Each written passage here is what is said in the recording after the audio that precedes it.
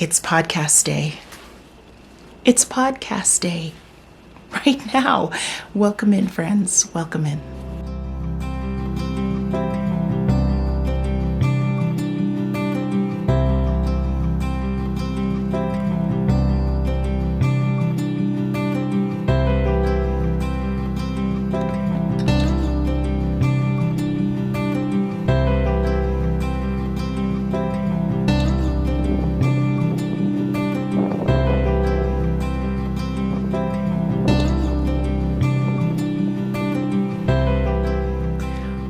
Welcome to the heyBrownBerry podcast. My name is Mars, and I welcome you into the heyBrownBerry channel, and I welcome you into a maker conversation. If this is your first time finding my channel, I hope you'll enjoy your visit here. I typically talk about the things that I'm making, and I get nosy about the things that you're making. I am so happy to be in front of the camera and recording again. I know that more than once I've told you that it takes some doing sometimes for me to sit down, quiet my mind, and hit record. But every time I've done it up to now, I haven't regretted it, and it's been a few episodes, so I guess the process works. Welcome in, friends. I hope that you are having a wonderful beginning to your week or weekend whenever you're watching this. If you're like me, I tend to watch podcasts in my downtime, so non-work hours or when I don't have a long list of tasks. I like to queue up podcasts and spend time with my friends, and it means a lot to me that you choose to do that with me. This episode is really just a catch-up. I recorded some weeks ago and was sharing with you some of my reflections. It's not an official series or anything, but throughout the year I've been talking about some of the thoughts I'm having around my making, my plans, and you all have been amazing in your response to those videos. I appreciate all the comments and conversation that come about. A lot of times our reflection on anything is very personal, and it can be very internal, and there's definitely a place for that. I think actually there's a need for us to kind of work center out when we're thinking through our habits and things we might want to shift. But I also have really enjoyed the fact that when I've shared some of that with you, you've come back with your own reflections and affirmation and questions and things that just really enrich that experience. So this time I didn't have a specific reflection topic, but if I'm being honest, I've been reflecting on what it means to produce regular content on this channel. That's definitely been on my mind. I have the great benefit that I can do podcast episodes really as I feel, meaning that my YouTube channel is not my full-time source of income. It certainly does help with any expenses that I might incur for running the channel, but I have the advantage of being able to record when I want, and sometimes I want to a lot. And sometimes I either want to a lot and can't, or I just don't want to. But it's really nice. I've been reflecting on the fact that it's really nice to be able to sit down and talk to you when I feel like it. So thanks for being here. It's my long-winded way of saying I'm really glad that you choose to come here. I will share a little bit of what I've been making. Some of my making recently has been design related. I am a knitwear designer. I publish patterns up to this point, mainly sock patterns and a couple of accessories, hats and shawls and whatnot. And so I've been doing work knitting, right? That's work knitting, paid engagements for stitching. And I've also been doing some design work that at the moment is just for me because I'm trying to grow as a designer. And for me, that looks like designing items that are not socks. It looks like playing with my design process. Any of my designer friends out there who are watching this, as usual, I welcome hearing from you. So maybe you can chat about some of your design process in the comments. My design process used to be make the thing, then write it down. And I'm really trying to grow out of that method. So I've been working on some designs, and as a part of that, I've been trying the method of writing at least an outline of the pattern and a lot of the basics, then doing some of the knitting, and then really finishing out the project following my own instructions. So it's kind of a reverse of where I started with design. So you'll see some of those things coming later this year. I love to share about that. Follow me as heyBrownBerry on Instagram for the most current and up-to-date information about my designs. I do publish my patterns on Ravelry and on Etsy. I love making those available to you, but what I really love is when you make the projects and share them with me. I am knitting. I'm actually, as I'm going to chat with you for a little bit, I'm going to share with you in a moment what I'm working on, but because I was in the middle of a row on my latest project, when I had the thought that I wanted to talk to you, I thought I would just sit here and kind of finish this wrong side row that I'm on. So it's all purling while I chat with you. So today is a weekday and I am an early riser by nature, meaning I choose to wake up usually before 6 a.m. I haven't been doing that a lot in the last couple weeks. I've had some pretty rough sleeping weeks. If that's ever happened to you, you know how it can really throw things off. I despise being in a mental fog. I don't like when my head just doesn't feel clear and I get agitated by it. And a couple weeks of not sleeping on my usual schedule does that to me, puts me in a fog. I'm not a person who sleeps 8 hours a night. I don't say that to brag. It's just the way my body works.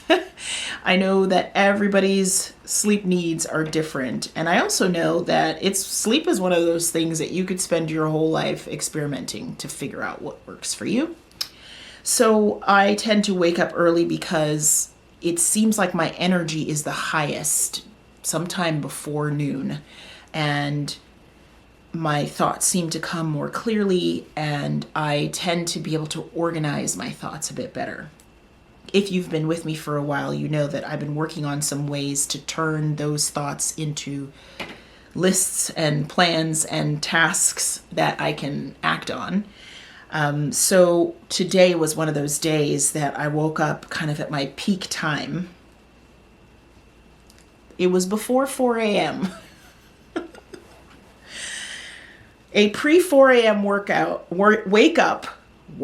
No, there are no pre-4 a.m. workouts here. A pre-4 a.m. wake up might sound horrifying to some of you, unless you work night shift or you're a parent of an infant or something, or a new puppy. But sometimes if I go to bed about 9:30, 10 o'clock, after about 5.5 or 6 hours, my eyes pop open and I feel ready to get out of bed. So it's not an insomnia kind of wake up. So that was my experience today. That was an unintended early wake up, but I was so happy because when my eyes pop open like that, I know that I'm really at my best point to get some things done. It's really quiet in my house. There are 4 of us here now because my children are home from college. Yay!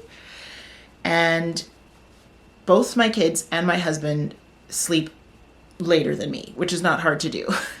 So it's very quiet at that time of the morning. And it's not necessarily that I need quiet to get things done. It helps. But it's more that the silence is a reminder that I can just focus on whatever it is I would like to get through. This morning, what I wanted to get through was some craft room cleanup. I know that typically spring cleaning is kind of a thing. New seasons maybe put us in the mind of things we'd like to refresh and redo or undo. And I did have some of that a couple of months ago when spring was just kind of kicking off, and not even because it was spring. The way my brain works, I sometimes let things get to the point of overwhelm and they need to be done. So a couple of months ago, it was more like the craft room needed a clear out. It needed some things to be put in their place so that I could really feel inspired when I walk in here into this room where you join me. And that was really helpful because it's also a reminder of the materials that I have. I went through some of my works in progress in one of my videos. That's a method of reset for me. But I also did some actual cleaning and destashing. I had a yarn destash. Thank you to any of you that may have purchased yarn for the destash. You helped me support my niece in a gymnastics tournament she had, which involved some pretty high cost travel fees. And she did great. She finished second in our whole region. So thank you for those who bought yarn as a way to support that endeavor. So those things helped me to feel like I was making progress in cleaning up and clearing out in the craft room. And this morning, my focus, for whatever reason, was on my fiber stash. And I'll try to edit in just a really short video of my method for clearing out, which is really dump everything out and then deal with it. I don't do things like that by half because I know that there are recommended methods for this kind of thing where you kind of pick a corner or you pick a drawer or you take a shelf and you just work on that, and then it tends to not be as overwhelming. I rationally completely get that incremental approach because I tend to leave things like this until they really need to be done. What works for me is put it all out in front of me in a space that I would like to use, so that in order to use that space again, I need to take care of it. What about you? Would you find that stressful or useful? For me, it's useful. It is always difficult in those first 3 to 5 minutes. I dumped out that fiber and I thought, what am I doing? Why did I just do that? It's all in my face. And then that passes and I start to think about what it is I want to achieve. With my fiber today, what I wanted was to put my fiber away properly, what I consider properly. So to put it in some of the bags that I have that could be zipped up or sealed, and to put it in my craft room closet in a way that didn't feel like I was squashing and compacting everything down. And also I wanted to just see what was in there. I think that's why that method works for me, is it puts everything right in front of my eyes. Out of sight, out of mind is real. So I managed it. I managed to sift through, get rid of a lot of empty bags, make some full bags, let's be honest. And I did a general organization. I put together undyed fiber that was in a natural color that was either white or cream. I put together undyed fiber that had other natural colors like gray, charcoal, black, dark brown. And so those were 2 sets. And then I put together dyed fibers that I have had the advantage and privilege to get from hand dyers. You know, just the beautiful color array that's available from those who dye fiber. And then the 4th and last kind of set was fiber that I had dyed myself, either with natural dyes or acid dyes. So I got 4 nice, plump containers of fiber, and they all went back in the closet in a similar space to where they were before, but it just looked so much more tidy. And more than anything, I know now what I have. I know what I can work with.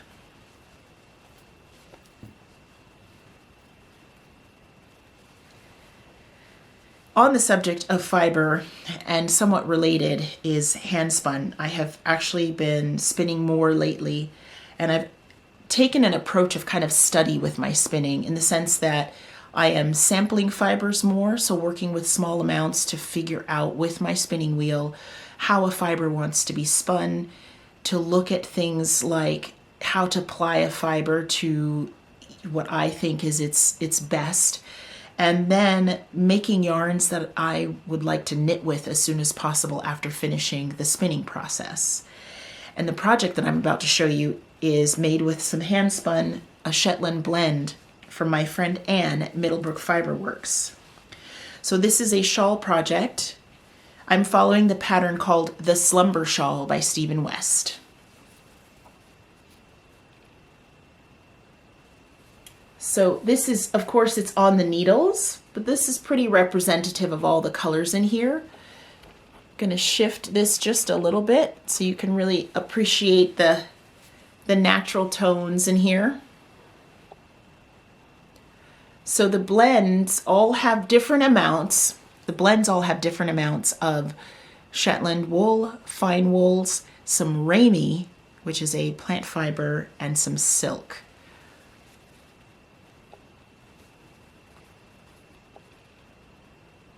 And as you can see in the different sections of the shawl, as with many Shetland sheep, there is a range of gorgeous natural shades, and I love the ability to put them all together in one project. I was watching Stephen give his keynote talk at a Vogue Knitting Live online event. Each month they have a series of lectures and classes and demonstrations, and I really love Stephen as a person. I've had the pleasure to spend time with him and learn about his design process. And he's a really good, charismatic speaker. And he was talking about shawl design, shawl shapes, and I was inspired to knit this slumber shawl because it uses a pretty simple feather and fan lace technique.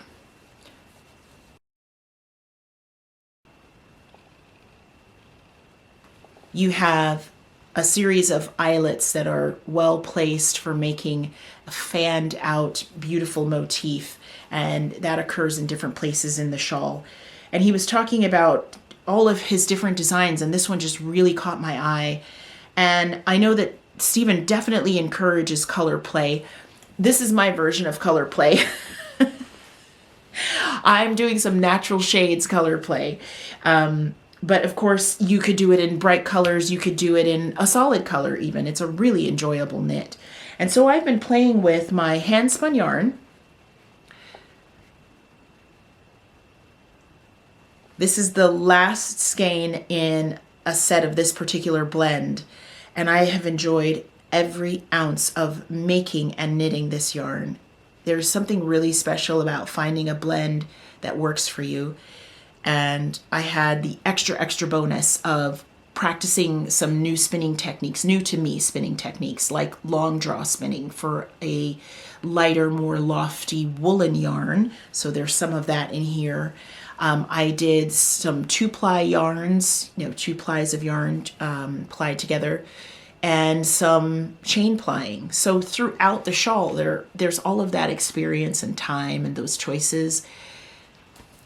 Isn't our making amazing for that, for just holding all of that time for us? It's a total win that then you can wrap it around you and remember all that. So I've really been enjoying that. I do have a Ravelry project page for this, and if you're using Ravelry, feel free to go out there and check it out. This being this being the last ball means I might have to make a decision to finish the shawl with its I-cord border in some mill spun yarn instead of my hand spun. But thankfully, I will be able to do that using yarn from the same farm and the same sheep where I got these beauties. So if it comes to that, I'll be fine. So organizing my fiber stash this morning, after having already been well underway with this, was a really nourishing experience. And I'm using this episode as a way to record that thing in particular in this moment, because there was a time when my fiber stash didn't look like yarn to me. And if you are a crafter of any sort, more than likely you have materials, and then you have projects, and then you have finished items. And I get really excited about the materials. I get really excited about the tools. I'm looking over here because I have tools, and I've got books, and I've got magazines. So I get really excited about the materials that lead to the making. That's its own thing for me. Do you find that too? But today I was able to look at my fiber, having come off of a successful spinning project, and say, there's yarn in there. There are projects in there. And I feel more confident. I feel a little more confident than I did a few months ago about how to move from that material step into that project step. So that was really gratifying. I gifted myself the organization of being able to go to the closet now and say, I want some undyed wool, or I want some hand-dyed wool. So that's nice. And I don't always think of all of that. I don't go into it. I'm an imperfect person. I don't go into an organization project thinking when I'm done, there's going to be this wonderful freeing feeling of having my materials organized. No. But shame-free zone here. I'm not ashamed of the fact that that's not how my brain works. Sometimes I just need to do the thing. But I am very grateful that that's how it turns out. I'm glad that's where I end up. So I wanted to just share that with you quickly. I think what I'll leave you with this time around is an ask that you share with me anything you like in the comments. No specific prompt this time other than things I've already asked you about. Just what's going on with you? What would you like to tell me about? Are you having some new thoughts about your making? Are you working on something you're just really excited to share with someone? Share it with me. And I will also leave you with some scenes from my garden, which is its own work in progress. I'm thankful that my garden is its own teaching tool. I'm coming off of the loss of some seeds that did not germinate and some garden ground that wasn't rich enough to grow what I wanted to grow. But I'm also ramping up on seeing some things finally come forth and bloom and grow. And so it's that in-between where I'm starting to think again, oh yes, okay, I can do this, even in small amounts. I can grow some things out of this ground that I love so much. And I've learned what doesn't work for next time. So I hope you'll enjoy a little bit of time in my backyard garden. And I also hope you'll come back and visit with me again pretty soon. I'll see you then. Thanks for being here. Bye.